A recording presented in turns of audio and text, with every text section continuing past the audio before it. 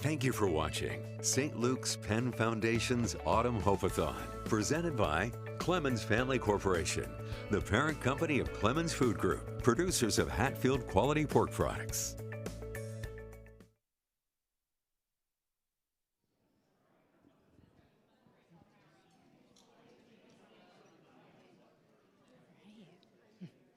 Well, hello and good evening, everyone. Thank you for everybody being here in this room tonight, and thank you to everyone at home for tuning in to St. Luke's Penn Foundation's Autumn Hope-A-Thon. I'm Melanie Falcon, and I'm so happy to be serving as your MC this year. I unfortunately wasn't able to attend last year. The first year it was in person, but I did it virtually those first 2 years, and it was just such an amazing event, and I'm so honored to be back, bringing it to you live from Emmanuel Lighty's Church in Souderton, and we are happy to be here once more, along with our live audience of donors and members of the St. Luke's Penn Foundation's caring community.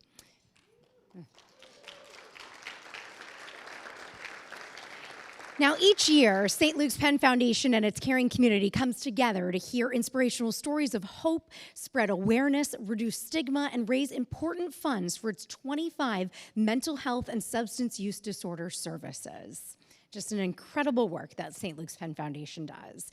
And now over the next hour, you will hear 4 inspirational stories featuring individuals who are now thriving thanks to the compassionate and innovative care that they've received through St. Luke's Penn Foundation's programs. And you'll also hear why these services are so incredibly important. We'll also talk to some key leaders and take time to remember 3 amazing members of St. Luke's Penn Foundation family. So as I sit, we are going to have some very special guests come and join me to kick things off this evening. We have Wayne McGrower, the president of St. Luke's Penn Foundation, and Dr. Ronald Sauter, who is the chair of St. Luke's Penn Foundation Board. Gentlemen, thank you so much for joining me this evening. Thank you, Melanie. So good to see you again. Absolutely. It's wonderful to be back. So talk to me a little bit about what Penn Foundation has been up to. Well, Penn Foundation has had a couple of very hard but wonderful years. We were so grateful, first of all, to you, to WFMZ, and to our audience here tonight for their continuing support.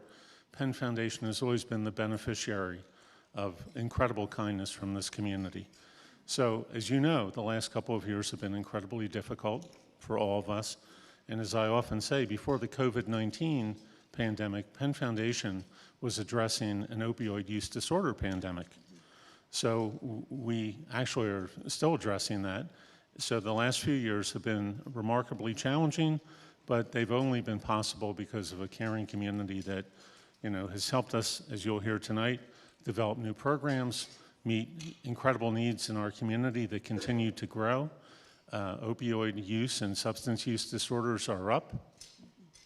Overdoses in our region and in our nation are up. Suicide rates are up, and as Dr. Sauter will be talking about later, we're really in the middle of an emergency, a children's emergency, a mental health emergency that's been called about 2 years ago by the American Academy of Pediatrics and Child Psychiatry. And quickly tell us why donations are so important and such a huge part of your funding. Well, behavioral health has never been funded at the same level as medicine and surgery. So Penn Foundation and all programs like it are very dependent upon the charity and the support of our community. So as we develop the programs that you're going to be hearing about tonight and other programs, the reality is that we couldn't do that without the support of families like the Clemens and other families and individuals who are just so incredibly kind and see the importance of these programs. So as we develop these new programs, Melanie, the support of our community continues to be incredibly necessary. Absolutely. And Dr. Sauter, thanks to that support of our community, we already have a ton of donations heading into this evening. Tell us where we're at. Yes, I have it right here in my pocket. We're up to $97,750. Wow.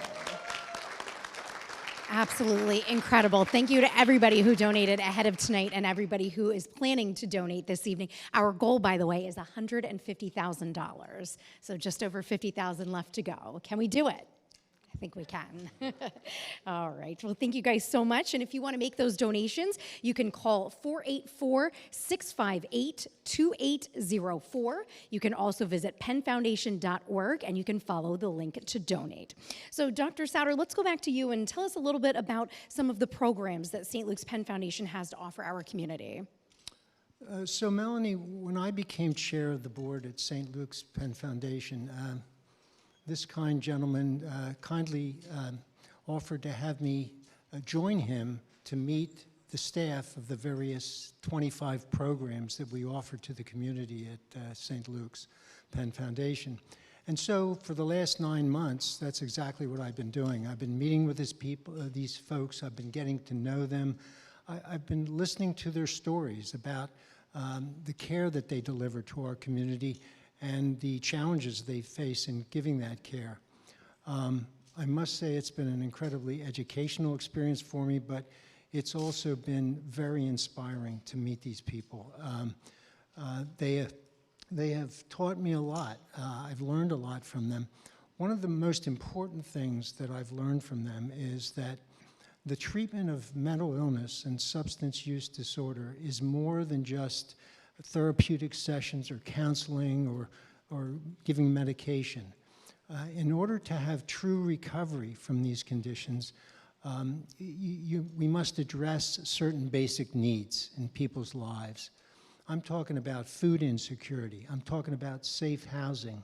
I'm talking about transportation issues, medical and dental needs, education, working towards meaningful employment to give someone a purpose in life, and also working to heal broken relationships between family members or friends, and to make new relationships to combat loneliness. This is a heavy lift. These are difficult things. They're complex issues. They're very challenging. In medicine, we call this holistic care. And they're constantly telling us that we should be doing this, and we should.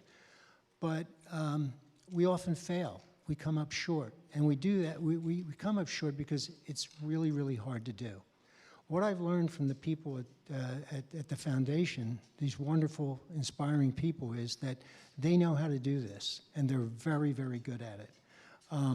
I sometimes say to people that it's at the center of what they do. I think it's in their DNA to do this. And we, in other areas of medicine, can learn an awful lot from them about how to do this right. So if I just end by saying this, if I may speak for these wonderful people that work every day at St. Luke's Penn Foundation, what I would say is that to see people gather, the community gather on an evening like this, to acknowledge the good work that they do and to support the good work that they do means everything to them, as it means everything to all of us that are associated with the foundation. So I want to thank all of you out there in watching from home or here at Leidy's for walking with us and sticking with us to complete this very important mission for our community. Absolutely important indeed. Thank you guys so much for helping us kick off this year's Autumn Hope-A-Thon, and we will see you both later on in the program. All right. Now, let's get to our first story of hope that features Stephen, a gentleman who was referred to St. Luke's Penn Foundation's outpatient services through the Certified Community Behavioral Health Clinic model of care. Now, this program was one of the first projects that St. Luke's and Penn Foundation collaborated on, leveraging their shared resources to create a truly beneficial service in our community. So let's now hear Stephen's story. I had a great childhood. Had a mom that was awesome. I actually had a father that left when I was 6 years old, and so my mom had to play mom and dad, and she just did a great job. We lived in a house in Levittown, PA. We lived in a neighborhood that had a lot of kids, so I always had a lot of friends around. I played all the sports. Always had a girlfriend, you know, I'm not bragging or anything, but, you know, at the time I didn't have any type of anxiety or depressions. I was just a normal kid, living a happy life. So, I go through high school and I graduate and I decide, I want to serve my country, and I joined the military, probably like when I was around 20-ish.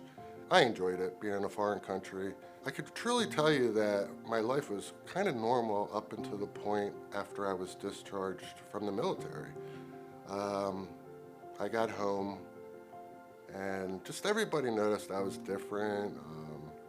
Stopped hanging out with my childhood friends. I kind of went into like solitude, never really wanted to go out or anything. And I started noticing I'd have problems breathing all the time. And I didn't know what was going on. I'm thinking it's a heart issue. I went to every heart doctor you can go to. They ran every test on me. So finally I went to my PCP, and I'm telling him all the symptoms. I can never breathe. I'm freaking out. I'm sweating. I'm heart palpitations. And he said, Steve, you have the textbook definition of anxiety. And I'm like, what's anxiety? I didn't know anything about anxiety. I started therapy at that time, and it really didn't do anything. It just, my anxiety was progressing to a point where I became agoraphobic. I was afraid to leave my house. I was homeless off and on with this because I would lose my jobs, obviously, not showing up for work. And so I'd lose it, so I had no money coming in, and I'd become homeless. I kind of gave up. I even contemplated suicide. I actually went to in-house to the hospital, to the rehab units. I finally reached out to Section 8. The person at Section 8 referred me to the VA Multi-Service Center. They helped me apply for benefits through the military. And eventually, she gave me a list of phone numbers that could possibly help with my mental health. I called them all. Some, the phone was off. Some were packed. They had no more room for any more clients. And finally, I called the Penn Foundation, and they saw me immediately. When I first started with Penn Foundation, the Multi-Service Center helped me get housing, and they'd eventually transfer me to a behavior health navigator. Her name was Janice. She hooked me up with a therapist. His name's Anthony, and what's great about Anthony is he was also a veteran, so me and him kind of really kicked it off. We know what the military's alike, and he's about my age, and so we had a lot in common, and we could talk to each other, and I felt comfortable talking to him. And after that, she set me up with a recovery coach. And this person actually helps me with daily living. He'd come over and help me pay bills and set up medical plans. He'd help me with, trying to get my credit better, paying off collection agencies that I owed, just to get me back on my feet. So I lucked out, finding a great bunch of people, and they kind of gave me that, the willpower to go on, like there are nice people in this world. It was like an angel sent to me. I'm not the most spiritual person in the world, but I feel like I found them for a reason. Something just clicked. After I started Penn Foundation, their main thing is to have a support group, which, any mental health or drug addiction person, they need support group, and I was highly encouraged to get back to the roots. I had some best friends from when I was a childhood, so I basically reunited with them and built trust with them again, and they're now in my lives, and I talk to the one every day now, and we're back to where we were when I was a little kid, and me and my mom trusts me now. My mom, is proud of me again, and that's one of the things I always felt guilty about, is letting my mom down. And look, I'm back on page, and everything, every day gets better and better,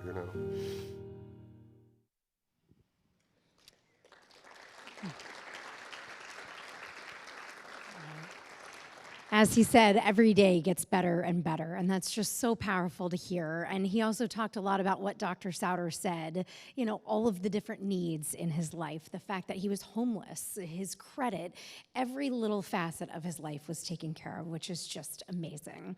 So now joining me is Maureen Gingrich. She's the Vice President of Integrated Care for St. Luke's Penn Foundation. Maureen, what's it like to hear Stephen's story of hope?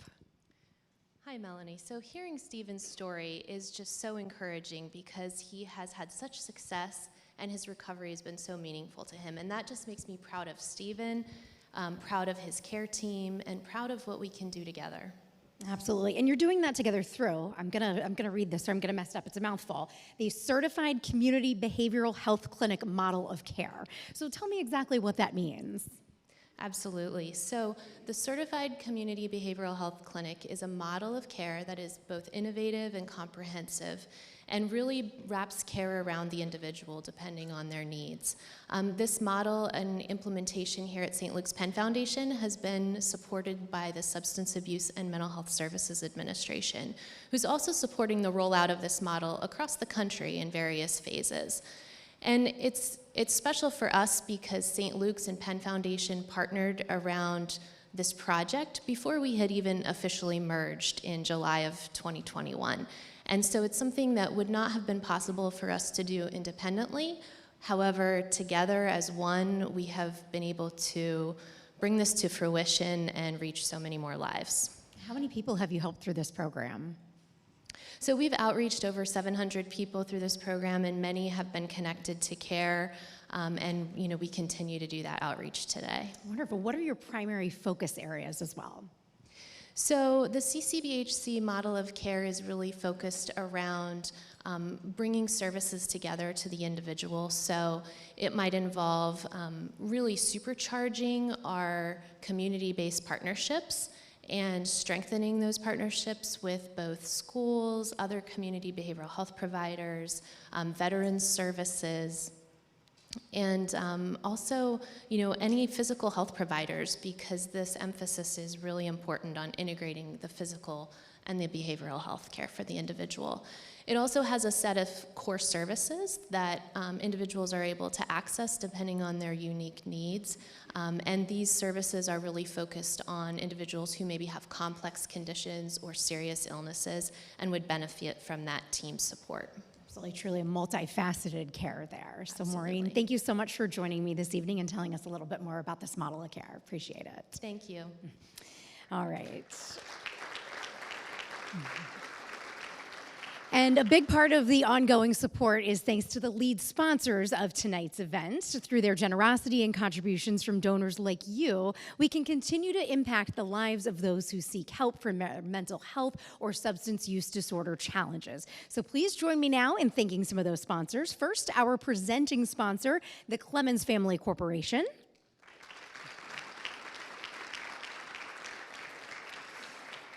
And our returning partner in Hope sponsors, Bergey's Dealerships, Univest Financial, and 69 WFMZ TV. And remember, if you haven't yet given to tonight's events, there are two ways to do so. Donations can be made by calling 484-658-2804, and you can also visit pennfoundation.org and follow the link to donate. And now, let's hear a word from these sponsors, and then we'll be back with more stories of hope. This is the place we call home. A place filled with pride and determination. A place with rich heritage and stories to be told. A place with a bright and growing future. This is the place we're proud of. This is the place for the people you know and the news you trust. 69 News. Weeknights at 4, 5, 6, and 10.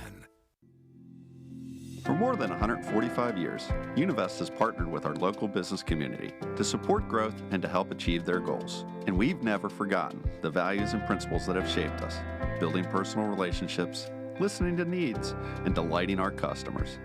Add local decision-making and a comprehensive menu of financial solutions. And it's time to see what's possible with Univest. Univest Banking, Insurance, and Investments. Financial solutions for your business. At Bergey's Auto Group, we are creating new ways to be driven to serve. Our local dealerships deliver a transparent, fast, and convenient sales process that our customers love.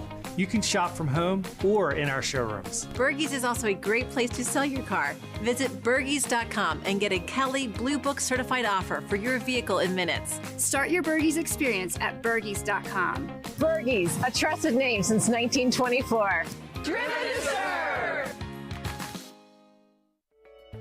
Thank you for watching St. Luke's Penn Foundation's Autumn Hope-A-Thon, presented by Clemens Family Corporation, the parent company of Clemens Food Group, producers of Hatfield quality pork products. And welcome back now to the St. Luke's Penn Foundation Autumn Hope-A-Thon. Joining me now for a second time this evening is Wayne McGrower, the president of St. Luke's Penn Foundation. And Wayne, St. Luke's Penn Foundation has been doing this for nearly 70 years now. Is that correct? That is correct, Melanie. And 1955 was an important year for this community. Dr. Norman Laux, our founder, who started out as a family physician in this community before he did his psychiatric residency at Yale, was convinced to come back and develop community-based services that were really focused on meeting people's needs in the community, for the community, and keeping people out of the hospital. And it sounds like he was truly an innovator in his field. He was a remarkable man, and what he did was develop a remarkable team and create incredible community support for an idea that was very much ahead of its time.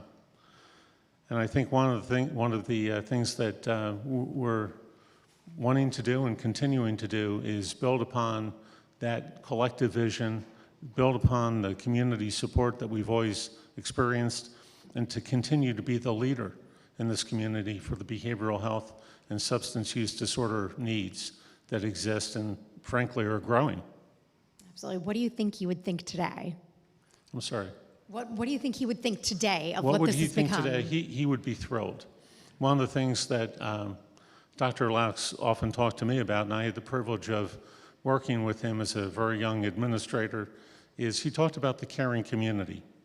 He talked about the fact that if Penn Foundation was ever going to be truly successful, that it would have to be connected to and integrated with primary and secondary care medicine. And certainly we are that now that we're part of St. Luke's.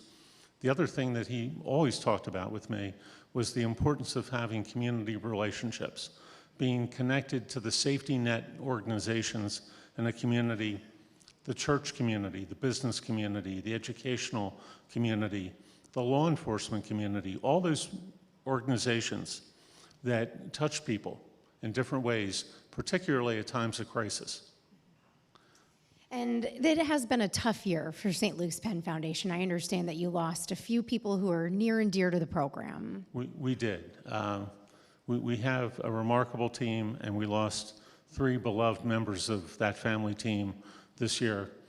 Dave Landis, who served on our board for 34 years, who was an inspiration to me and to many people in this room and listening to this program tonight,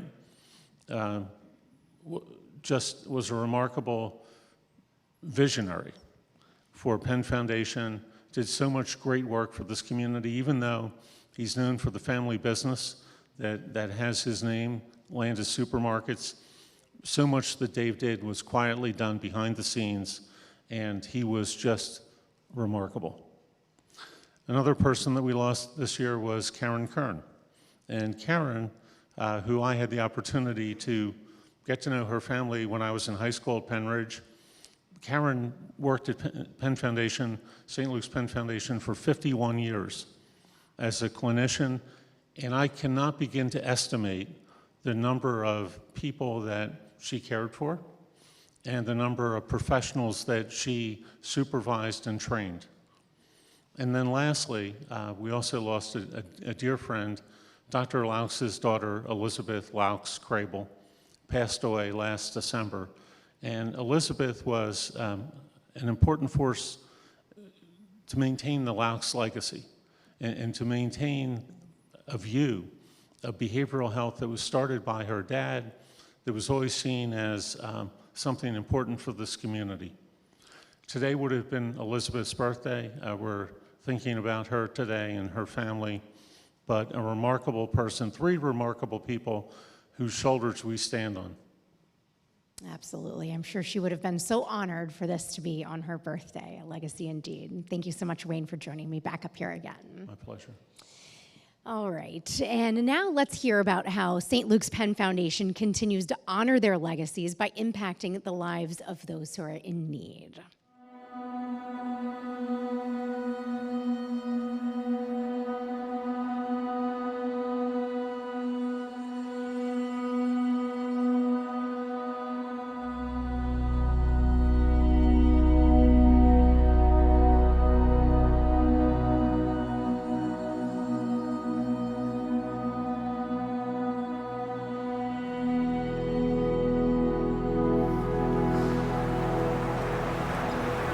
Veteran suicide is a nationwide problem. Obviously, you had the estimated we lose 22 veterans a day nationwide. Here in Carbon County, per capita, we were one of the highest counties in Pennsylvania for veteran suicide, and it was a very alarming situation. So we really wanted to do all that we can to combat that. We have a rich heritage here. Many members of the community here in Carbon County had served in our nation's history, and also currently today. We have a high population of folks that enlist in the military, and when they come back, we want to make sure that we're giving back to those that gave to us.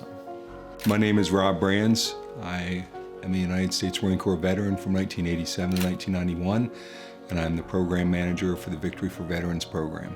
The way the Victory for Veterans program came to be was first it was made possible through the Staff Sergeant Fox Suicide Prevention Grant. Staff Sergeant Fox was an Army sniper instructor, and he did die of suicide, and from that they created this grant in order to try and help further the prevention of veteran suicide. Our current VA rep, Christine LeClaire, had noticed really a spike just in Carbon County since she'd been there. That's really how the program was born.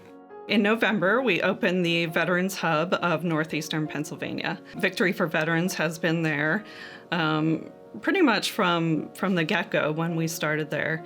And it's really amazing how it works there. We'll have a veteran come in for counseling with the Scranton Vet Center. She'll refer them to my office right across the hall. And then I send them over to Victory for Veterans, where, they provide the casework and really just that one-on-one relationship with a peer support specialist to help them, walk through whatever they're going through.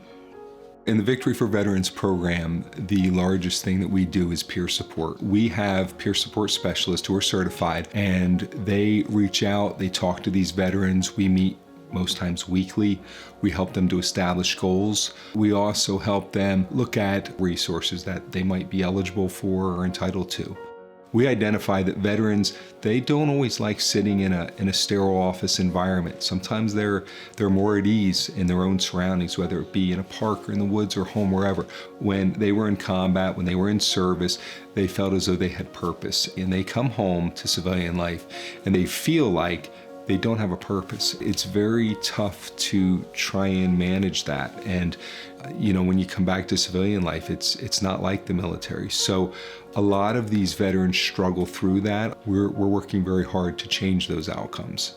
The Victory for Veterans program has been a tremendous benefit to Carbon County. I was just speaking to Christine this week, and she said when she first had come into this position, she would get calls maybe once a month that there was a veteran suicide. Well, now she's receiving calls that there's a crisis intervention in a veteran's life, and that so directly related to this program. It is saving lives. The peer-to-peer, the combat veteran groups that are meeting, definitely giving our veterans, a place to go, a place to talk that can relate to them, that can listen to them. And there you just heard about the Victory for Veterans Mental Support Program, which was created to help stem the tide of veteran suicide in Carbon County, which, as you saw at the beginning of that, has the highest veteran suicide rate in all of Pennsylvania's counties. As a tough statistic to hear, and it's one that Robert Brands, who I would like to introduce to you now, couldn't just sit idly by and see statistics like that, right? Yeah, my wife and I were actually hiking, and we decided I'd always wanted to help veterans, but I just didn't know where to focus my effort. And my wife had said, why not veteran suicide? And Carbon County being the #1 area for veteran suicide, the #1 county, we figured where best to start than there. Absolutely. And how did you get started? I wouldn't even know where to go with an idea like this. So we just started to talk to veterans and, planned out how could we relate with them best. Peer support was one of the biggest ways. And peer support just really enabled us to make the best connection with our veterans by allowing them to share their lived experience. And most of us, all of our peer support specialists are military veterans, including myself. So, we're able to relate to everything that they're going through now. We've actually walked in their shoes, and it helps to build their confidence. Yes, it helps when you speak their language, so to speak. Exactly. Absolutely wonderful. And tell us a little bit more about the program and the outreach and how it's grown since you started it. So when we started out, we do things called Ruck and Reflect, which is a military term for hiking. And the reason we do that is we want to get these veterans together and let them know that they're not alone and that they will always have our support and that we're there to walk that journey with them. And by doing social events such as Ruck and Reflect or veteran breakfast, things like that we can do to get them together where they're talking with like-minded people. I mean, veterans do respond best to veterans. Absolutely. Robert Brands, thank you so much for joining me up here tonight and for all that you do for veterans. We appreciate it. You're welcome. And once again, we have heard the power of St. Luke's Penn Foundation working to create a life-changing impact. And now it is your chance to do the same. Our generous donors have come together now to raise $118,500 for St. Luke's Penn Foundation's 25 mental health and substance use disorder programs. But of course, you guys remember our goal number, 150,000, so we still have quite a ways to go tonight. And if you'd like to make an impactful gift right now, you can call. The phone number is 484-658-2804. You can also visit pennfoundation.org and follow the link to donate.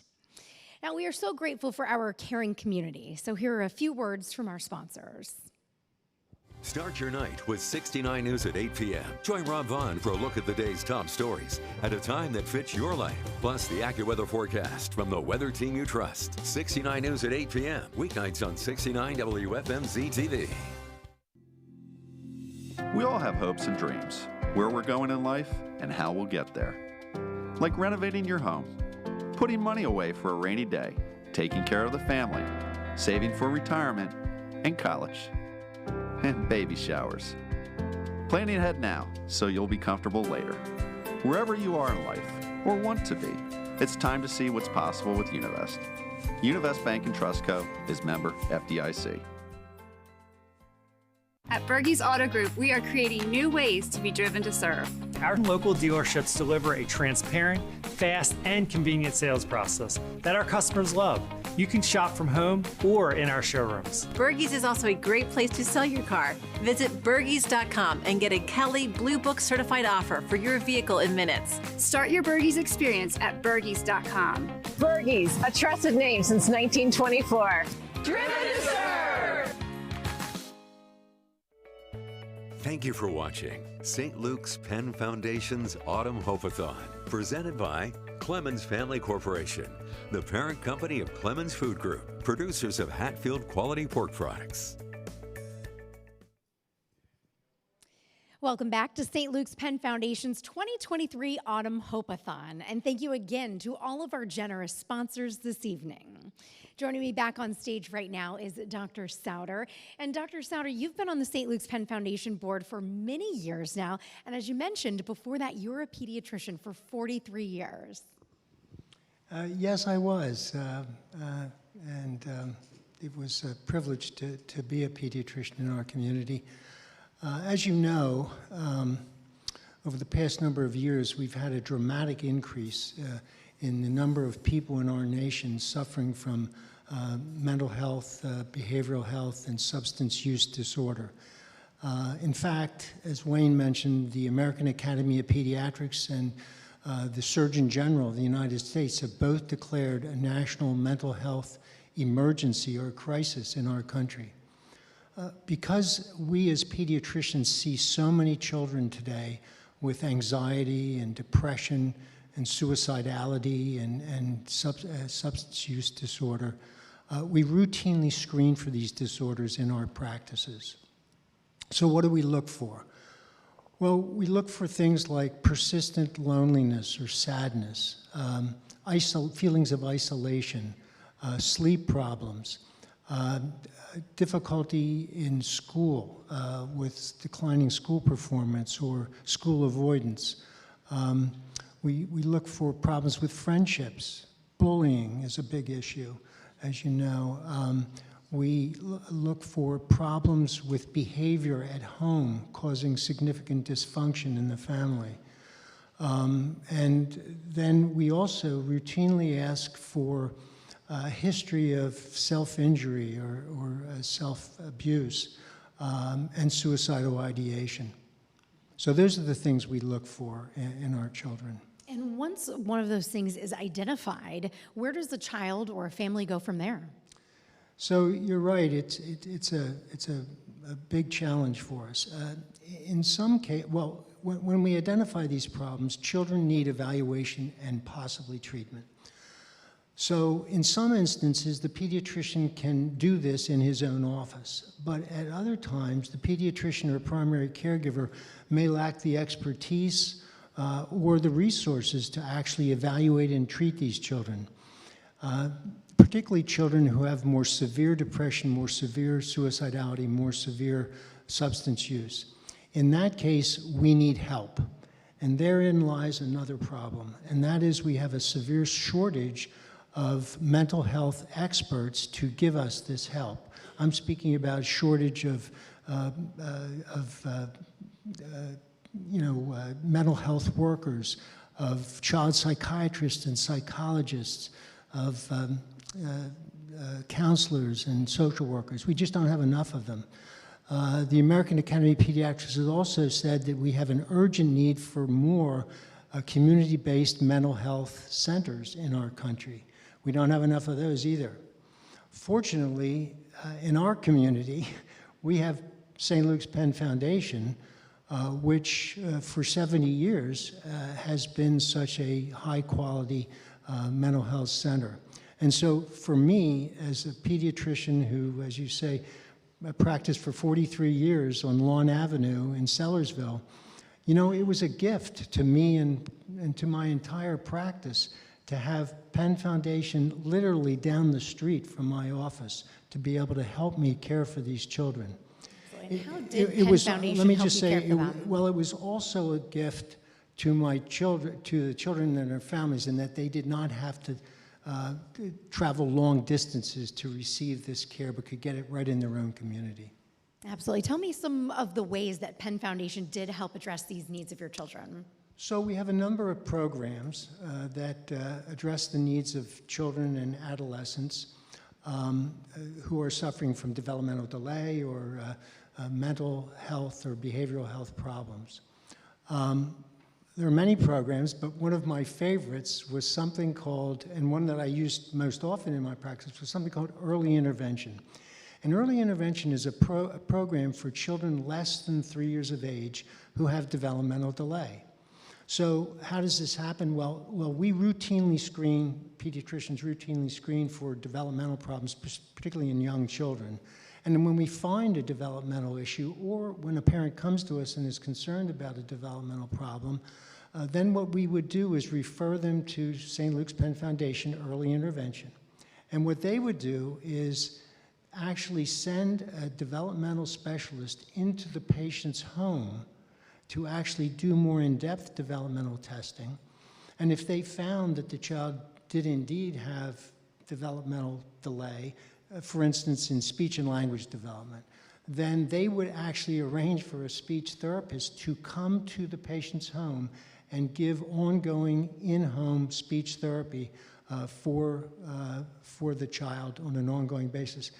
And I might add, all of this at absolutely no cost to the parents. So an incredible program, just a wonderful program. It really is. My son actually did early intervention for speech as well as physical therapy when he was little. Good. So, yes, all right. Well, thank you so much, Dr. Souter. We really appreciate you joining us tonight. And I know that there are a lot of parents and caregivers out there who need help. So, thank you for your insight to this future generation. We truly appreciate it.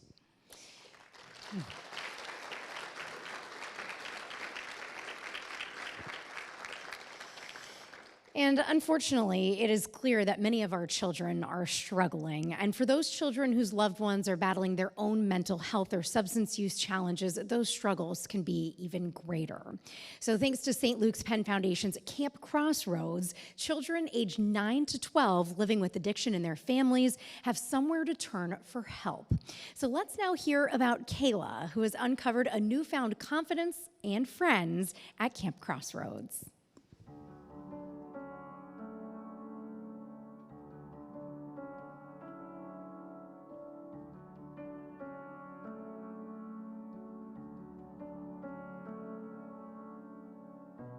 I believe that we will win. I believe that we will win. I believe that we will win.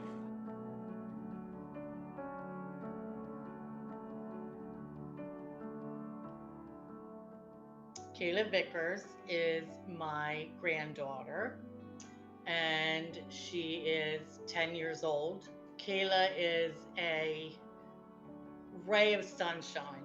She's a bubbly, bright personality.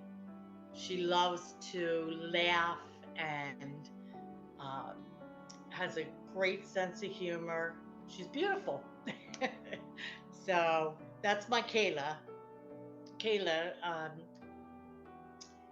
unfortunately had to learn about drug addiction at an early age, with her mother and father both having the disease of addiction. She's gone through a lot learning about this disease.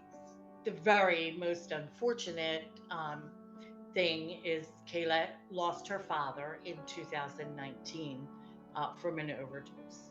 We came to learn about Camp Crossroads and Penn Foundation through the Bucks County Housing Link, because we were displaced and we were without a home.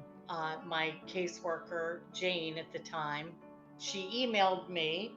This came across my desk, and it was about Camp Crossroads. See if it's something that you're interested in.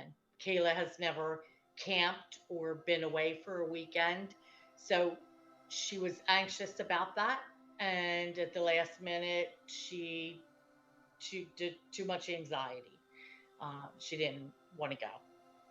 So when the next activity came along, the next weekend, the director, Megan, said, why don't you just have her come for the day? And when I picked her up at 9 p.m., she said, oh, I wish I could stay for the whole weekend. So she loved it right off the bat. Don't be afraid to go to camp, because everybody's really nice there. Nobody's mean. It's a really big gym, and we played Gold Rush or something, and even if the other team loses, they still are happy for them, and nobody gets mad. They have somebody come in, and my first camp I went to, it was a music person. We made a big drum out of a Home Depot bucket. Yeah. We put a bunch of layers of tape on the top, so when you bang it, it makes a drum noise. And then you can decorate it. If you're ever stressed or something, you can find a place and hit the drums. And he said on all of his drumsticks that he has, and it also says be productive, not destructive. Another person came, another camp, and it was really cool because we was learning about trust kind of, and then all the counselors kind of lined up on two sides, and then the guy, he did a trust fall in their hands, cause and then they let the kids do it. So at the last camp, when I picked her up, Megan said to me, Kayla's really talkative. And I said, what? Who? My Kayla? And she said, yeah, at porch time in the evening before they went to bed, she said she really shared her story. It's like good to talk about it, but nobody like forces you to talk about it. Because if you like really don't want to, nobody forces you to there. That speaks volumes to me. And if there's anybody out there that's contemplating would this program benefit, it does, because it's a platform like no other. I think what makes Camp Crossroads so special is this is for children conversing, interacting with their own peers. So it breaks down that barrier where they, through play, through competition, through sharing, feeling safe, everything is explained age appropriate.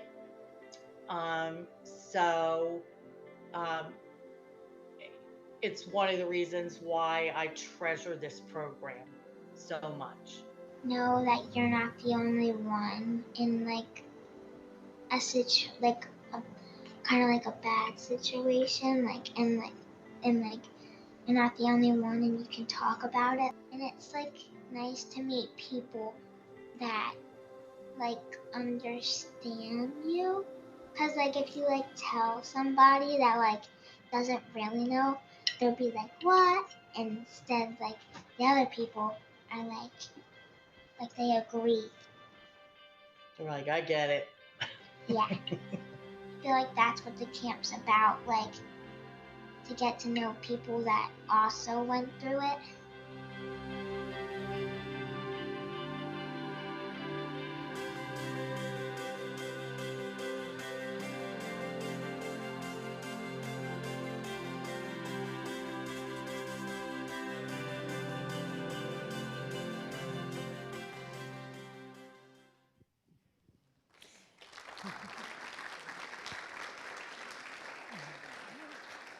Thank you so much to Sharon and especially to Kayla for being part of it tonight and for sharing your story.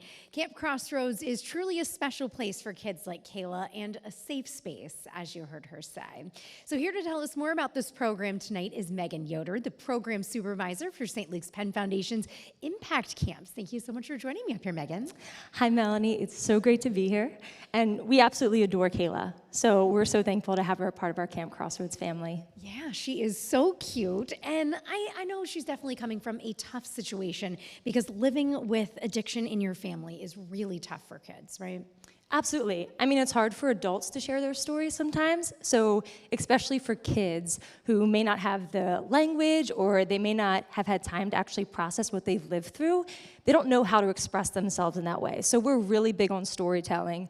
We're really big on giving them a space to just speak freely and feel as though it's a safe space to do so. And tell us how the camp is structured. Yeah, so our camp runs 6 weekends throughout the year, so about every other month, and then in between those, we do different day events. So we went horseback riding, and we've done family and alumni days where we bring some campers back that have graduated, and so we really just want to stay connected with them throughout the entire year. And the program itself is kind of cool because they can actually join when they're 9, and then they can actually come every single weekend that we have a camp, every single day that we have a camp, up until they graduate out at age 13. So it's not just a once and done thing for them, but it's actually something that can really impact them throughout those years. Absolutely, and that consistency, you said, is really key, especially at this age. 100%. I believe that's the key to the success that we've had with camp so far. I really want the same counselors there, and I want the schedule to look the same. These kids are dealing with so much unknown in their day-to-day lives that when they walk into camp, they should feel something familiar. And so I want every new camper that comes to experience education, to experience fun, to gain friendships, gain mentorship, but ultimately leave with some coping skills that they can use in the real world. And one way you do that is through something called the 7 C's. Talk to me about what that is. That's correct. So that's a part of our curriculum. And the 7 C's are, I didn't cause it, I can't control it, I can't cure it, But I can take care of myself by communicating my feelings, making good choices, and celebrating myself. And so that's what our weekends are focused around. Every single time they come, we focus on one of the 7 C's. And if someone knows a child who may be struggling and may need a program like Camp Crossroads, what's the best way to get in contact with you? Yeah, so you can hop on St. Luke's Penn Foundation's website and find Camp Crossroads under the Services tab. There's an application right there that you can send, and it's embedded right on the website, and it will get sent right to my inbox, so then I'll contact you from there. But it's important to note that Camp Crossroads is also a free camp. And so we really are passionate about keeping it a free camp so that there's no financial barriers keeping the kids from getting this service. Absolutely, Megan. Thank you so much for joining me tonight. I really appreciate it. And as she mentioned, those donations are so important. So I'm going to remind you again, the best way to donate, you can do that by calling 484-658-2804, or you can visit pennfoundation.org and follow the link to donate. So now you're about to meet Barry, a man who fell on hard times while battling addiction. But it was actually the wish of his late mother that prompted him to pick up the phone and ask for help. And now he's reclaiming his life, all thanks to the help of St. Luke's Penn Foundation's Village of Hope.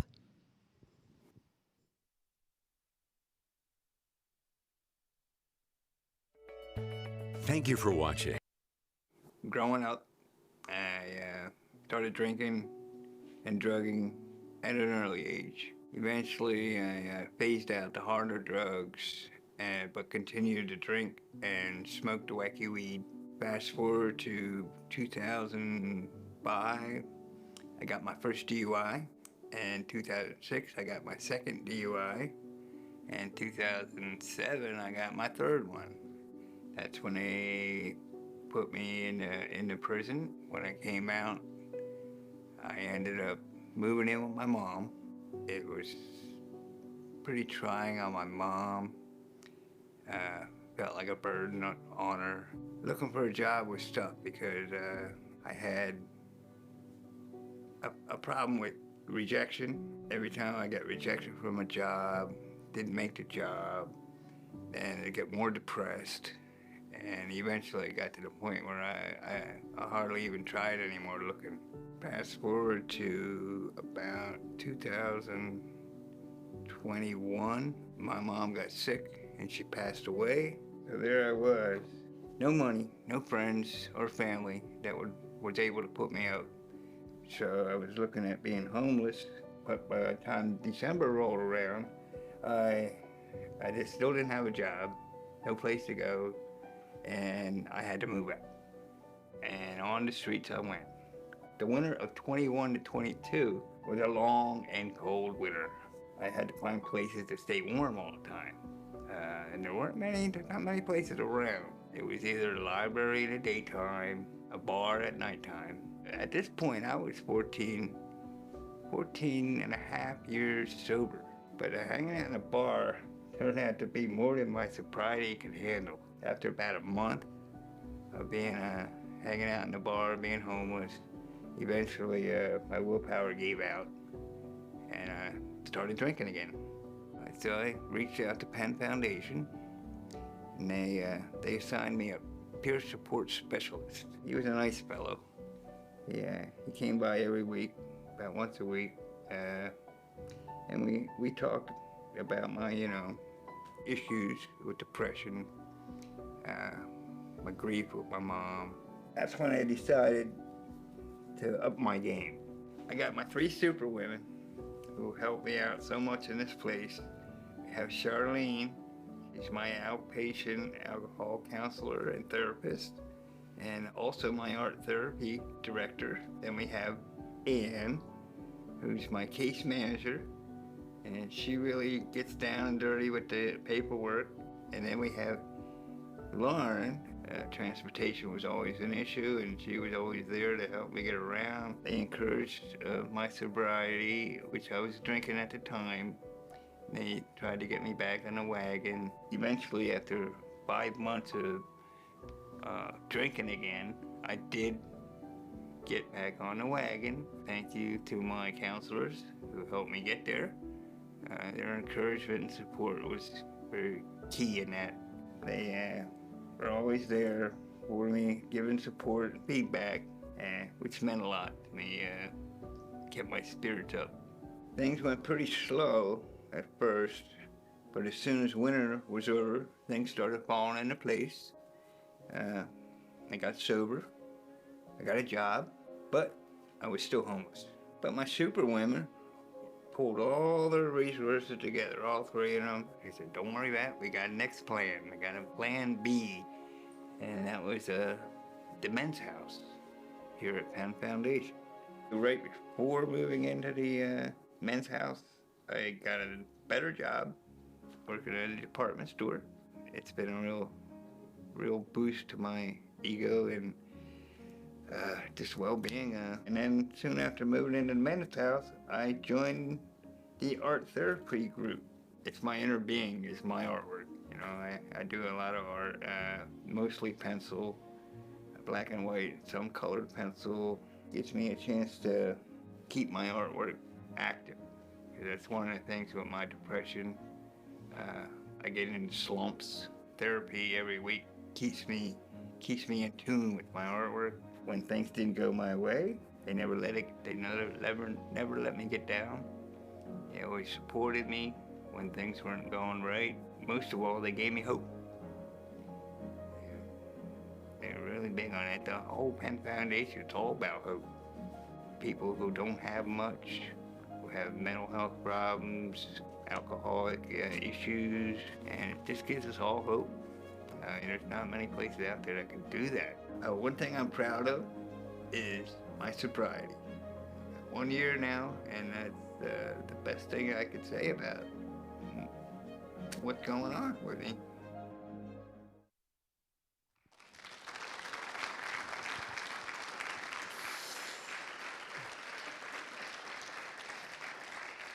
And yet again, you heard about the hope that St. Luke's Penn Foundation helps provide all of these people with. It's just incredible. And that, of course, is why we call this the Hope-A-Thon. So we'll continue with our program now. And sitting here with me to talk about Barry and the Village of Hope is Jane Straw. She's the Director of Operations for Residential and Rehabilitation Services at St. Luke's Penn Foundation. Thank you for joining me, Jane.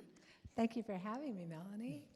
So talk to me a little bit about the Village of Hope. Sure, but before I do that, I do want to make a little shout out because our good friend Barry, who we just heard from, is in the audience with us tonight. Hi, Barry.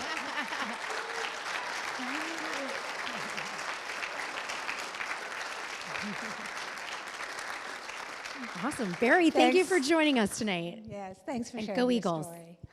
I liked your sweatshirt in that. Yeah. Well, one of the really special things about Penn Foundation, St. Luke's Penn Foundation, you hear us talk about our treatment services. We have such a high quality of services for drug and alcohol and mental health services. But I think what makes us special, I think what all of us would agree, one of the things that makes us special is the range of residential services that we also provide. So we have 3 different programs. One is permanent housing, that is our Penn Gardens. And that's a really nice, we have 20 garden apartments that are lovely. Hold it a little higher, there you go. Okay, sorry. I'm not used to holding a microphone. So those apartments they're really lovely. They're managed by Penn Foundation staff who don't actually provide services to them, but when things start to maybe go a little awry and maybe they might be at risk, they can reach out to the team and kind of circle the wagons to help correct the course that might be on. So we avoid any sort of issues with the housing. Second program that we have is actually long-term housing. That's Penn Villa. Penn Villa, the goal of Penn Villa is ultimately independent living. So that's a residential rehabilitation. But then the program that we're talking about and that Barry, is living in is our Village of Hope. Our Village of Hope is a really special place. In order to qualify to even live there, you have to be homeless. You have to have a co-occurring disorder, which means that you have both a substance use disorder and a serious mental health disorder, so serious mental illness. We do try to create an environment that's a safe place for people to recover. That's our primary goal there. And what's the length of stay typically for people? So right now, currently, Our residents are staying there a little bit over 9 months, but the program itself is 2 years long, so they can stay up to 2 years. And we do have quite a few people who do that. Absolutely. And you mentioned the co-concurrent, somebody who might have a mental health disorder as well as a substance use disorder. Talk to me a little bit about how some of the challenges that presents and how you're able to address that through your rehabilitation services. Well, as you can imagine, folks that are coming into us, they're in early recovery, they're dealing with serious mental illness, they're coming from homelessness, maybe they're coming from incarceration, maybe they're coming from inpatient hospitalization. This is a really vulnerable population. So when we're working with them, we're looking at the village, really the goals that we're really working on with them. There's a number of them, and of course these are all individualized, but number one is sobriety and mental health management. So we connect them to treatment services, we're right on campus. So it's really nice because all they have to do is walk across the parking lot. So that's great. We work on income with them, so maybe we're connecting them to like a psych rehab program. We have 2 of those. They might be helping them with education in addition to vocational pursuits. We work on housing, so we connect them to other programs. You heard Barry talk about Ann. She's his case manager, a recovery coach. We also connect people to things like peer support for that. We also work on community inclusion, and this is a really important piece. And I think this is something that maybe we think about that other people might not think about as much as we do, which is that, as people are in recovery, it's so important that they're able to re-enter the community. And so we create opportunities for them to do that. In addition to creating those kinds of opportunities to naturally join the community, we also try to create opportunities to have fun so that they're able to see that they can have fun without use of substances. Really, sort of at the end of the day, what we're really looking for to support these folks with is meaning and purpose. And of course, what we've seen then, and so pleased and so happy for Barry, is that he's found that meaning and purpose both through his education, through his vocational pursuits. He's got a job that he now loves. And also we saw his art, so he's pursuing his art as well. So we're just really happy for him and really happy that he's able to do this through the Village of Hope and living with us. I'm so happy he's able to be with her tonight. Yes. So Jane, thank you so much. We really appreciate it.